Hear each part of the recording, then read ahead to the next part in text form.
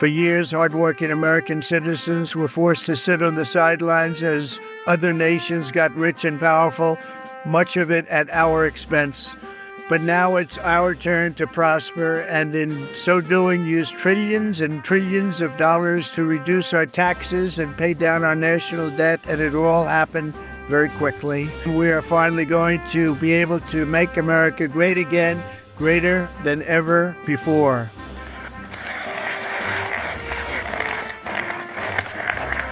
Jobs and factories will come roaring back into our country, and you see it happening already.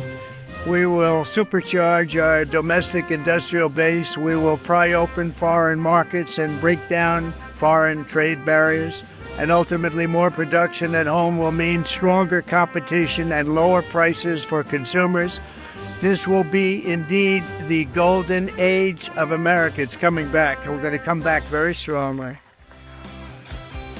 This is the Chairman's Countdown with your host, Zach Mottl, Chairman of the Coalition for a Prosperous America.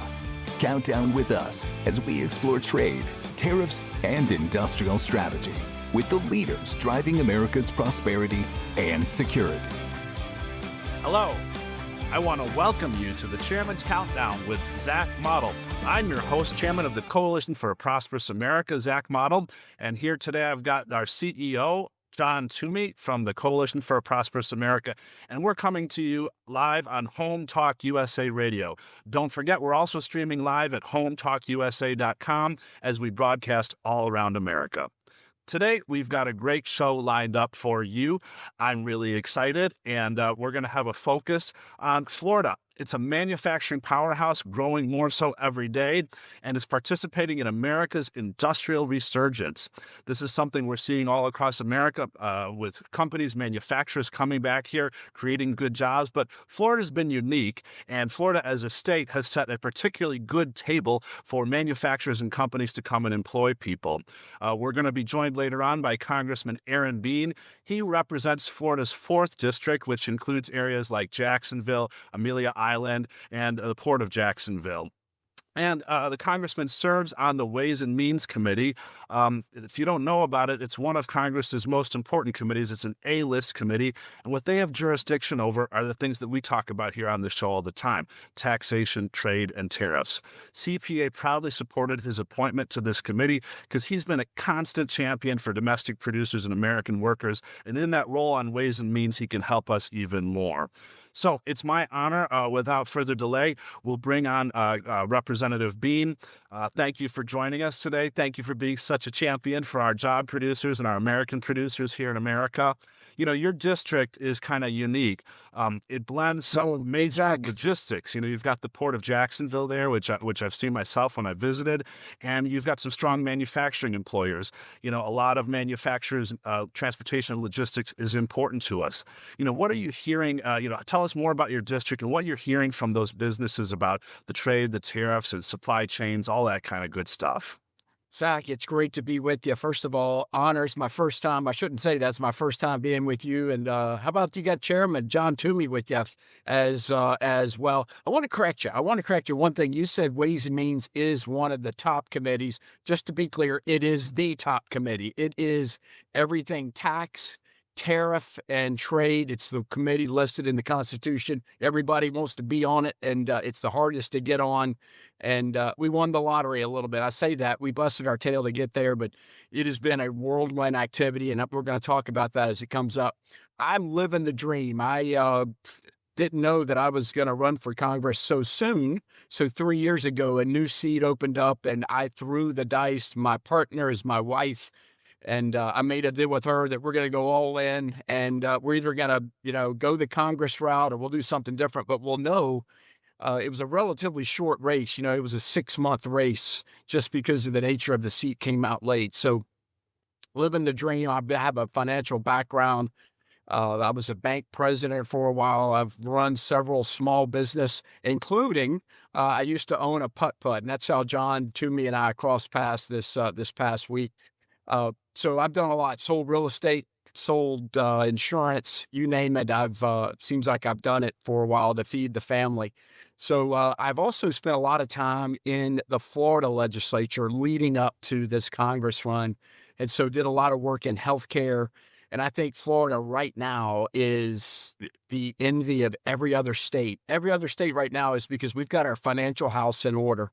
And You've living here in Illinois, and I'm jealous, Congressman. yeah, so boy, my heart aches for you and people of Chicago, your governor that is tone deaf right now. I think they're living in the governor's mansion and not walking the streets right now. So it's a very, very scary place, and welcome to health. But back to your question, the district is great. It's Northeast Florida. It's Greater Jacksonville. Go Jags. We had just an amazing game the other night, defied all odds and beat the Chiefs. So that was something. But we've got heavy manufacturing in Jacksonville, including corrugated cardboard. RYAM is here making cellulose. We've got really the gateway, one of the leading ports in the Southeast. And so all that blended together makes for a lot, and of course, with tourism. So it's a lively economy. We want to keep it humming and just make sure government stays out of the way the best we can, keep it a nice place to live, work, and play. And that's our mission every day. What can we do to help grow our economy, put people to work so they can put food on the table? It's refreshing to hear that, Congressman, and your perspective as a small business owner and as a banker who supported and worked with businesses, saw their financials, did lending to them, took risks, and went to bat for businesses when they need it. I so appreciate that perspective, and we need more people like that representing us. Again, I mentioned what I see in Illinois, and it's higher taxes. They see me as a means to collect money, as opposed to how can we help you create jobs and things like that. And so refreshing to hear that perspective. You and I, it must have been a couple months ago, we toured together Wire Mesh Company in your district, the WMC company, making wire mesh. They're part of Optimus Steel, and they're a fantastic company. They're a CPA member, and this is a company, a family-run business that's investing in America, in plants all around America, including in your district. What did you take away from that visit when we saw that factory together there? It was a great day, wasn't it? Dynamite. It was dynamite for that to be made in America, and holy cow, it goes into everything. Wire mesh, from our roads to condominiums to construction. It was a delight to see, and just everybody was fired up to make the product. I love it. I want to help them. I want to help them grow, because if we can grow our economy, America is going to need more wire mesh. And so that's the way we can make that happen. But they really put the red carpet out for us, Zach. Thanks for you. And of course, Chairman of the Board, Jon Toomey, for pulling the strings to put out the red carpet for us. John's the CEO. I'm the chairman, but he's actually doing the hard work. I get the fun stuff. I get to come and fly in with you, Congressman. We have fun together. Tinfoil. No, it's good. It's good. But, what we saw too, a lot of jobs there. That was what excited me. Those workers, you were right. They were excited to be there, and they were making great products all over America, and they were getting paid a good wage to do it. So, that's what we want to do more of. And with your help, we're going to do that. But we've got to take a quick break coming up here. Jon, besides playing putt-putt golf and going to games and stuff, you're also a leader as the CEO of the Coalition for Prosperous America. You're a leader in bringing manufacturing jobs and good businesses back to America. I also know you spend a lot of time in Florida with our members, and you see what's going on. Tell us a little bit more, from your perspective of what you see going on in Florida and the Congressman's district regarding the growing industrial base and our member presence in that region. Yeah, thanks, Zach. No, it's an absolute boom time right now, right? I mean, when you look at the jobs and the manufacturing that's pouring into the state, and you talk to the governor's office, the Secretary of State, Alex Kelly, they're very excited about these projects, some of which they've announced in the Congressman's district, from robotics, production, you name it, energy. It's incredible, the growth that we're seeing in Florida. A good friend of mine, Bill Posey, who retired last Congress, his district used to be called the Space Coast, and then they called it the Comeback Coast because there's so much manufacturing moving into the area. So, Congressman, tell us. I mean, it's amazing. People don't associate manufacturing with Florida. They think, tourism, vacation, Disney, but really the amount of production that's coming out of the state is quite remarkable. It is. No, it's because we put out the red carpet. We're going to make it happen. And you mentioned Alex Kelly, Jon Toomey, let me blow your mind. Let me blow your mind. In 2000, in the year 2000, I was first elected. I was a kid too, but in 2000, elected to the Florida House of Representatives. I had to hire my first person, my legislative assistant. I hired a kid directly out of the University of Florida. It was his first job. It was Alex Kelly. How about that? Alex Kelly in the year 2000. I knew we had potential to do things. Now he leads one of our big agencies to bring business in. So if you think you might want to come to Florida, Alex is the guy to talk to, and we will hopefully make it easy. Make it easy instead of making it hard, especially if you're going to be hiring people. That's what we want. We want jobs. We're going to help you, Congressman. I'm buying from businesses in Florida, and I'm shipping product to customers in Florida as well. So we're part of your supply chain on both ends. But anyway, we've got to take a quick break here. If any of you listening happen to miss a show, we archive our shows. They're available on demand at hometalkusa.com. You can learn more about our work at prosperousamerica.org. Don't go anywhere. We'll be right back after this short break. Hello, and welcome back to the Chairman's Countdown. I'm Zach Mottl, your host, along with Jon Toomey from the Coalition for a Prosperous America, right here on the Home Talk USA radio network. We're joined today with U.S. Congressman Representative Aaron Bean, and the Congressman serves on the Ways and Means Committee, the most important committee in Congress. And, we want to talk a little bit about what's going on right now with tariffs. That committee handles tariffs, and I think the congressman has a really unique perspective. There's something going on for our listeners with tariffs. The president put what's called these IEEPA tariffs, these emergency power tariffs out there, and we've raised a lot of money as for America from foreign producers, not out of Americans' pockets, and these things are being used for all kinds of things, but right now it's before the Supreme Court, and there's a little bit of worry, by some of us that what's going to happen with that. Congressman, I'm curious to get your take on what's going on with this as a member of Ways and Means and what you see with the Tariff Authority and the IEEPA tariffs. Thank you, Chairman. Listen, the question is, do we have a president with executive authority or do we not? I mean, that's what it all comes down to. We got these rogue judges, they're district judges, and for some reason they think they can have nationwide, and they are because they're getting away with it, nationwide status. So every time they make a ruling, one person, one rogue judge can throw a monkey wrench into everything. So the good news is hopefully this will be settled soon. I think they're going to affirm the president does have that authority to make things happen. And let's be clear what this is, what the tariff really, the tool that the president's been using is to bring manufacturing back to America. That's what it is. Since 1990, we've lost over 5 million manufacturing jobs and 90,000 manufacturers, plants, businesses have either shuttered or relocated outside of our country because we just given it away. We haven't fought for it. We haven't been aggressive. And who's going to pay the price is the next generation when we're subservients or slaves to other places that make things. So President Trump understands that and is focused on bringing things back. That's what this one big beautiful bill was really to give immediate expensing for businesses to invest in America, make things in America. We give a tax deduction if you buy an American-made car. We do a lot of things to refocus on America. So that's what's at stake. It's huge. I know your members are key on it. They're the hirers. They're the ones making things, and they want to make more things. So hopefully this will come to an end soon and remove this dark cloud of uncertainty across America. That's right, Congressman. You've got it exactly. And you know what? We toured, as we mentioned the earlier segment, that wire mesh company. These are companies and companies like mine. We're making decisions.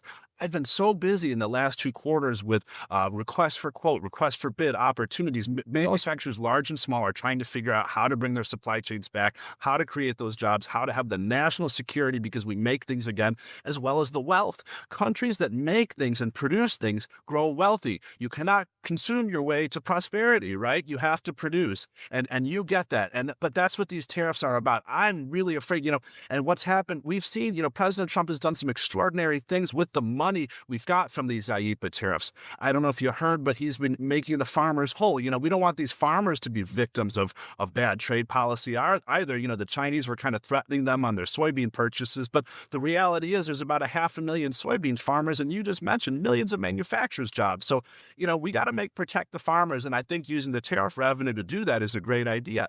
I just heard today also that the president is using the tariff revenue to fund the WIC food stamp program, right? This is food for poor people that can't afford to eat, and we've got a government shutdown going on, and the president, in his infinite wisdom and bold moves, is using the tariff revenue for that. Can you imagine if the court restricts this authority? Are we going to take the food out of their mouth and sell it back and then refund it? Checks go back to Chinese importers? Can you imagine this, Congress, refunding billions of dollars to Chinese importers? What would that mean for our economy, and how can Congress prevent that from happening? It's crazy world, what you just explained. So I'm optimistic. I'm optimistic that everything will be made right, we're made whole, and the focus will come back to our country. That's 100%. I think Jon Toomey has a thought. What say you, Jon Toomey? And I'll just say this. Look, we're running surpluses, $27 billion a month in a surplus. The Treasury, you know, is loving this. And we know that your boss, Chairman Jason Smith, and your great colleagues up there on the Ways and Means Committee will ensure that should anything fall through the cracks, the president is protected, and that we don't have to send refund checks to China to the tune of what? $1 trillion? I mean, that's insane. It is. It has been. And that's just the way it's been. And we've accepted it for far too long, that we're just going to run deficits. We're going to run trade deficits. We're going to buy things from elsewhere. No more. It's a reset. It's the great American reset led by Donald Trump. It's about time. It's about time. And the next generation will thank us. And how timely is it, Congressman, that you are on the committee now, right? I know you want to get on this committee. It's great that you're on there. You got Jason at the top of the helm. I mean, that's really a new young blood, new school of thought, understanding the Trump trade doctrine. I mean, the timing couldn't be more perfect to have you guys up there. It's got to be exciting. Thank you. If you're calling me young, I will accept it as a compliment. Thank you very much. It's been intense. It was an intense ride. We got sworn in on January 3rd. On January 4th, I think we had our first Ways and Means meeting, and we met off campus at an undisclosed location. It rhymes with Library of Congress. You can figure out where we were, but we had very long days, and we got into very heated discussions on the way that we can, where President Trump's position was, where we were, how we could, go right. I was as right as you can be, I think, in that committee, and brought everybody right with me a little bit. And I think it's time we get out of the business of picking winners and losers. Let's let the American manufacturers rock and sell, and, may the best system win of delivery of supply chain. I think it's an exciting time. That's the bottom line. And if you're part of the CPA, you're right in the thick of it. Jon Toomey, you're at these meetings. They can last a long time. And when you're there, I think your membership is there. So let's continue the good times, and let's continue to rock this economy. Oh, thank you, Congressman. Congressman, very grateful for all your leadership on the committee, and we want to see, you and the chairman have really led, but we need the whole team, right? We want to see some bipartisan support coming along for the party too, because this isn't a partisan thing. This is about jobs and America thing. Amen. Amen. And so, listen, Ways and Means, that's the beauty. That's why they are the best committee. They have the jurisdiction over tariffs, taxes, you name it. That is the beauty of being on that committee. Today, is authority delegated to the administration, and the Commerce Department, the U.S. Trade Office, USTR, has certain powers as well. And so when you look at 232 investigations at the Department of Commerce for reasons of national security, which we see happening right now at the Bureau of Industry and Security, they are going sector by sector and doing investigations saying, hey, what's working, what's not, what does the penetration from imports look like, where do we need to ensure that we have capacity for these essential industries? And so they're working through those industries currently. That is where the action lies today. But the Congress's committee, that is the Committee of Tax and Trade. So there's a beautiful connection between the two. But Commerce right now is doing a lot of work. And we need Congress to come in and do some more heavy lifting too, and help them out to make sure that his stuff stays strong. Absolutely. Listen, on a bipartisan basis in the future, I think you'll see legislation on a bipartisan basis going forward. That's right. But we got to take a quick break here. Again, if you miss the show, see us on demand at Home Talk USA. You can learn more about our work at ProsperousAmerica.org. This is the Chairman's Countdown on the Made in America Radio Hour. We'll see you right after the break. Go get.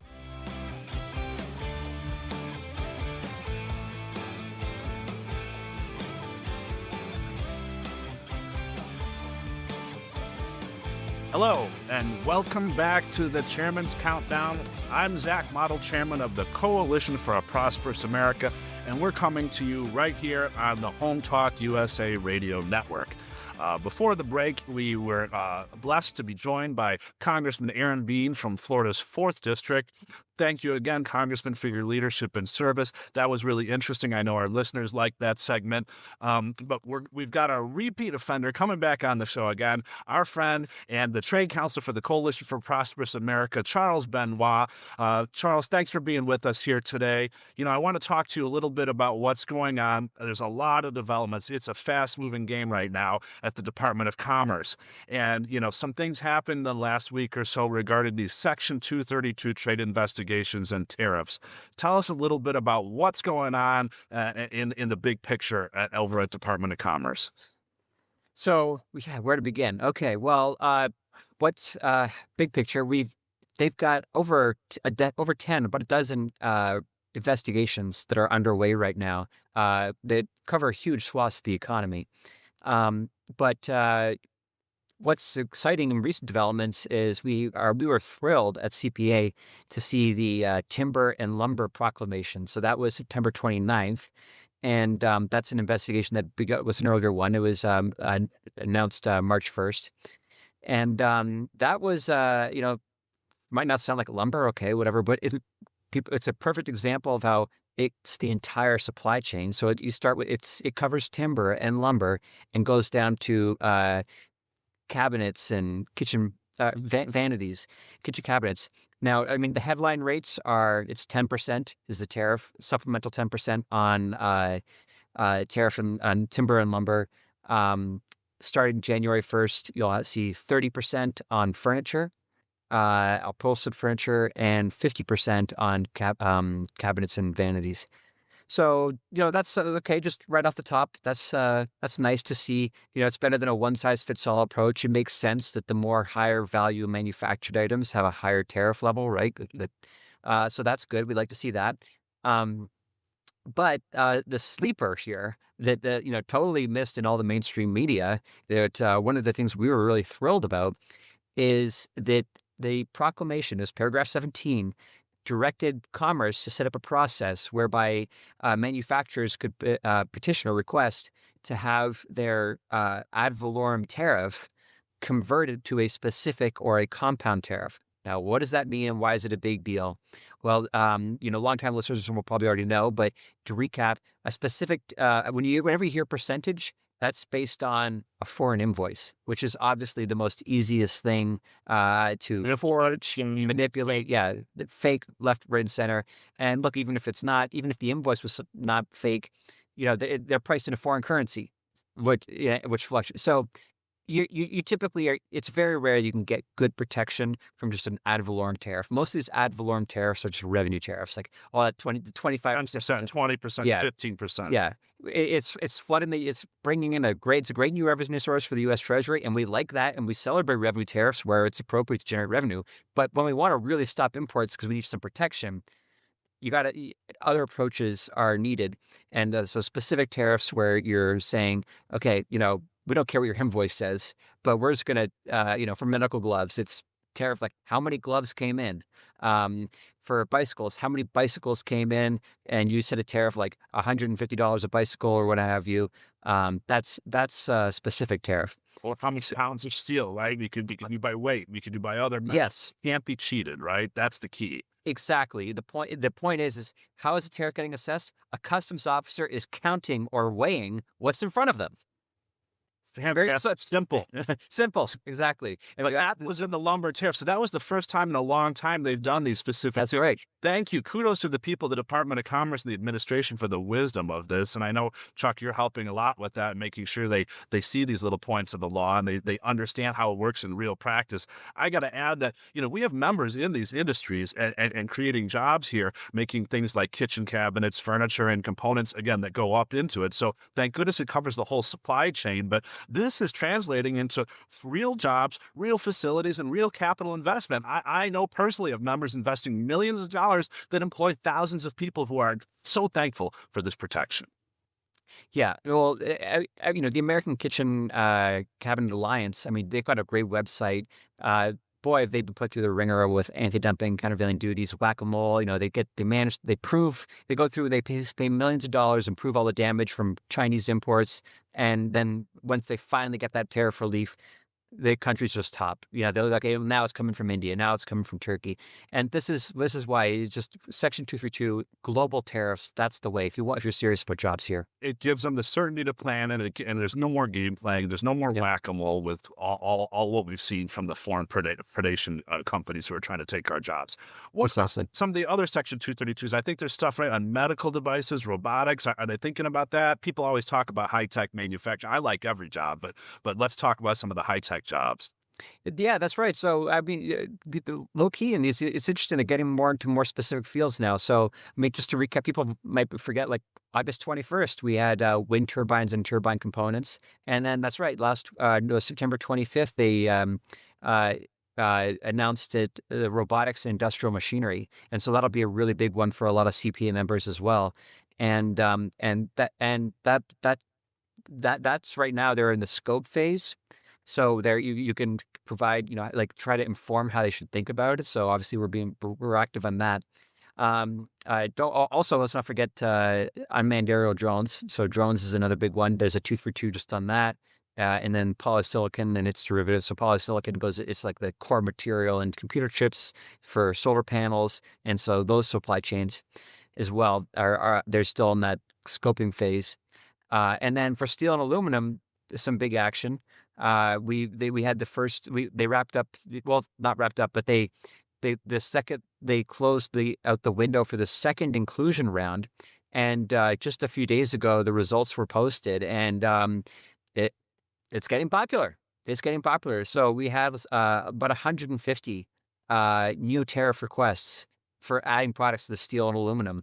We did it. We got a few in there ourselves. Gun safes was actually still not part of the steel 232. A lot of other products. You interviewed Brian Riley from Guardian Bikes. Guardian's got their tariff inclusion out there. It's a wonderful document. You can learn all about how we lost our bicycle industry, and you can comment and support if you're so inclined. So yeah, those are all published now. That's fantastic, Chuck. And so for the general public listening, yes, you can certainly comment and get involved. For our members who are listening, this is your opportunity to join the table, to get a seat in the discussion and to petition for your own protection on your products that you make here in America. That's why it's called the inclusion process. So, reach out to us and we can help you get into the mix to make sure that you're protected and your jobs, your factories here in America are safe. And, other people listening, other companies listening, company owners want to get involved, reach out to us at prosperousamerica.org, and we can help you with this process, help you get into the mix here, because that's what this is about. Back in the day, Charles, you're a historian on these kind of things. This is how it used to be done, right? The businesses would come to Washington and make a case for jobs, right? Make a case. Yeah, it's wonderful. If you can go on Google Books or ask your favorite AI, and I encourage people to just skim through the two congressional committees, Ways and Means and Senate Finance. It would take over several months. They would much like we're doing now, the executive and the presidential side, the Department of Commerce is doing, but they would just have hearings and say, okay, this week we're doing metals. Maybe this other week it's going to be agriculture and so on, and they would just.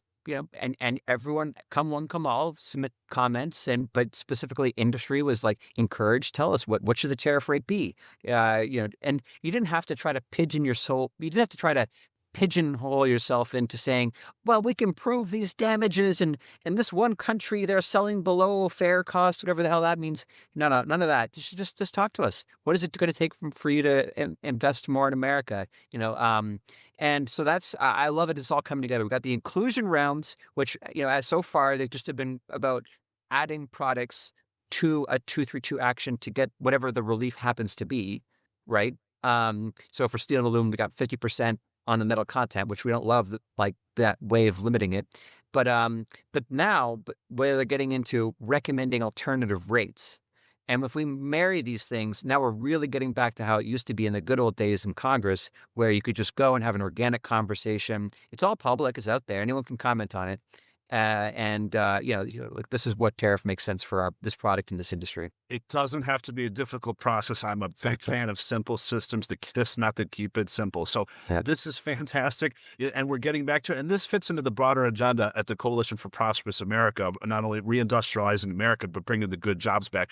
We are fighting every day for American producers, American workers, and American prosperity. We are the only association that represents exclusively domestic producers. So thanks to the administration for making these potential possibilities available. But anyway, we've got to take a quick break here. We're going to go to a commercial, but you can see us on hometalkusa.com. You can learn more about our work at prosperousamerica.org.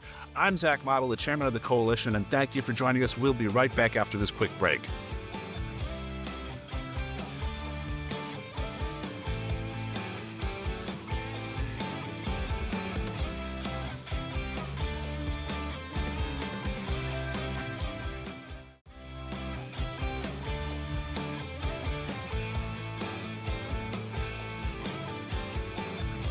Hi, everybody.